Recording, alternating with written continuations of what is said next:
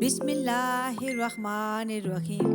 Welcome to Zee Voice. Maulana Ashraf Ali Thanvi کی کتاب تربیت اولاد سے اقتباس پیشی خدمت ہے۔ گھر والوں کو دینی کتابیں سنانے کا معمول۔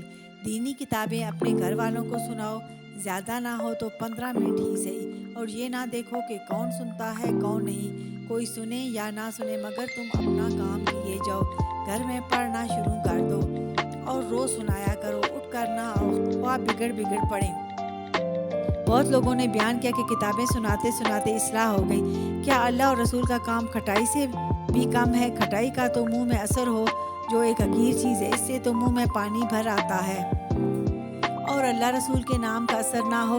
مگر بات یہ ہے کہ کرے کون دقت اٹھائے۔ الغرض کتاب سنانے کو روزمرہ کا وظیفہ سمجھیے، اور کچھ نہیں، 4 ہی ورق صحیح، 2 ہی صحیح، جیسے قرآن شریف تلاوت کیا کرتے ہیں اسی طرح 2 ورق اس کے بھی پڑھ لیے یا سن لیے۔ اگر پوری عمر بھی اس میں لگا رہنا پڑے تب بھی ہمت کرنا چاہیے۔ جب دنیا کی دھن ہے تو دین کی کیوں نہ ہو۔